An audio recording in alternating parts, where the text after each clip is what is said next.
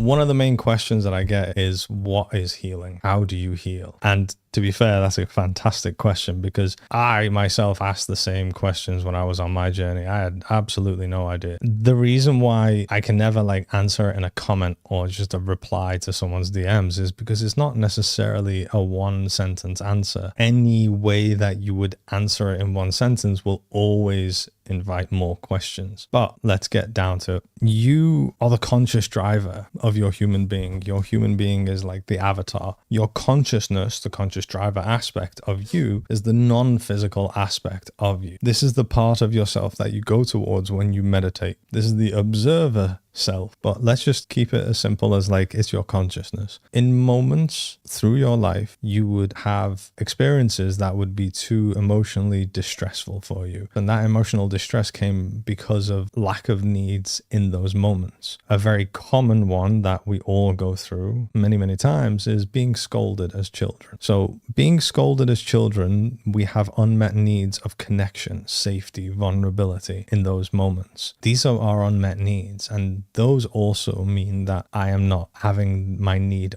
of love right now as well, because love is what brings me that connection. Love is what secures that safety for me and allows me to be vulnerable as well. So this is unsafe for a conscious human being. And because no one in my environment understands this and can be there for me, I have to protect myself in the best way possible. What we actually do is we create a split in the consciousness part of ourselves. And the best way that I've heard it be described is like water. When you get deep, you see the consciousness as energy, but the best way to describe it is like water. And you have a split in that water, and that water then is like two different parts of you. And this is what I mean by you are multiple parts. These parts of you are different. They have different needs, they have different desires, different behaviors. And what we do in that moment is we will reject a part of ourselves because it's too overwhelming. So a part of ourselves that might be angry, and in a moment where we're being scolded for being angry, in order to regain that connection with my caregivers, what I do is I reject that angry aspect of myself by putting it somewhere I don't have conscious awareness of, which is my subconscious. And then I take on another part of myself that has a behavior that makes sure that that part of me is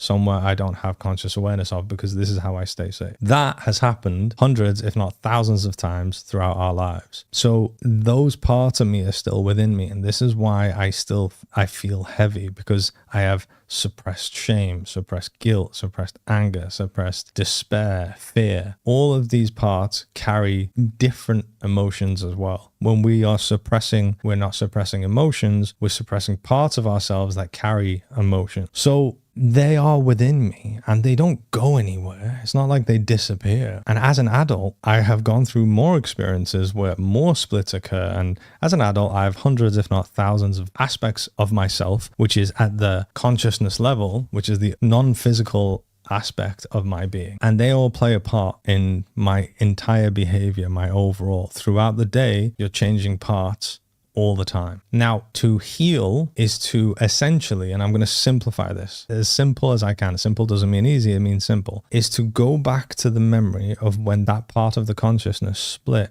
and resolve it. The reason that I experienced a split in the consciousness in that part of myself in the past was because there was emotional distress without any resolution in that moment. By resolving the distress, that's the resolution. So by resolving the distress, that's what healing is. Now we do that in many different ways. One of the most powerful ways to do it is through a state of imagination. One of the most powerful ways to do it is using your triggers to go back, because a trigger is basically a communication. I don't know if everyone who's watching follows me or is just jumping on here, but my biggest quote is how you feel is correct every single time, because it's a communication. Because it is. It's always a communication. However you feel, whether you're being triggered or not, whether you feel good or desirable or undesirable, it's all a communication. It doesn't matter if people think you should or shouldn't. That communication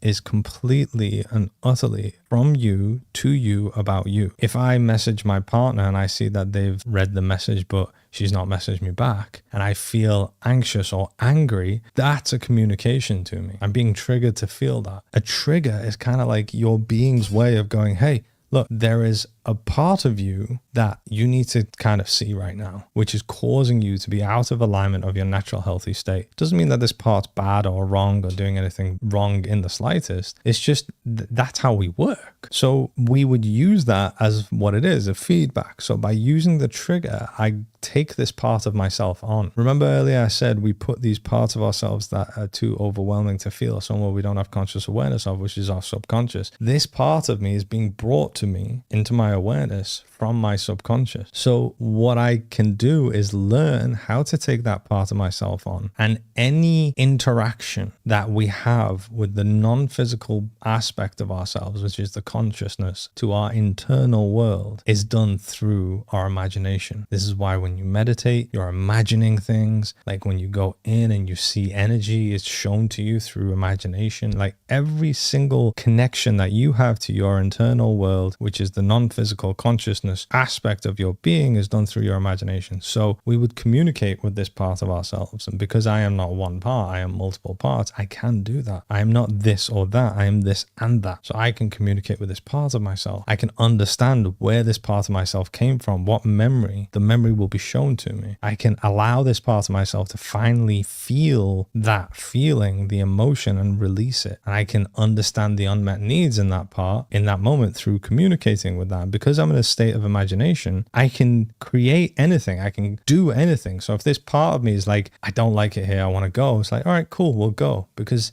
you're doing it in the imagination. You can do anything in the imagination. So you can meet any need. Honestly, the amount of times that we're like curious and trying to meet needs from people, and these parts are like, I want ice cream. It's like, all right, bring some ice cream in. Like whatever that need is completely okay. So we do that. And then in those moments, we can also validate how this part feels. And this is how you validate yourself as well. It's not just in your everyday life. You can this is like a powerful way of validating yourself. What you're essentially doing is you're experiencing the opposite of what you had originally experienced. So if you originally experienced rejection and there was no love, you being scolded, by having yourself validate this part of you, then that is the opposite. If I'm allowing myself to feel how I feel and be who I am and not pushing this part of myself away, that is the opposite. If I'm loving this part of myself, that is the opposite to what I originally felt when the trauma happened. And then that leads to integration. Now, there's so many other steps in between that, but essentially that's what healing is at the, let's say, at the non-physical level, because your non-physical manifests your physical. At the non-physical level, you are resolving the unresolved emotional distress that you experienced throughout your life. Now, that's just one way of kind of explaining it. All healing isn't done just like that. Sometimes the healing is through opportunities of manifested realities to then get you to a place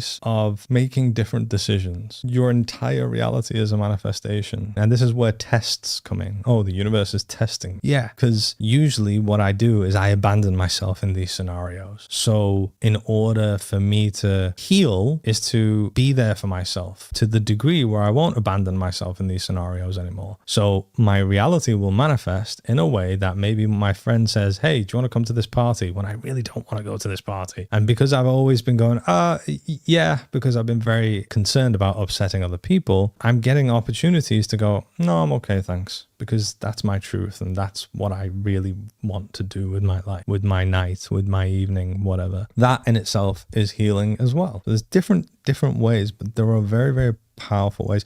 I'm going to put this all, honestly, I've started writing my book, and I will put this all in my book to the degree where I'm going to get like really, really down to the nitty gritty. The first book is about this stuff. The second book is more spiritual.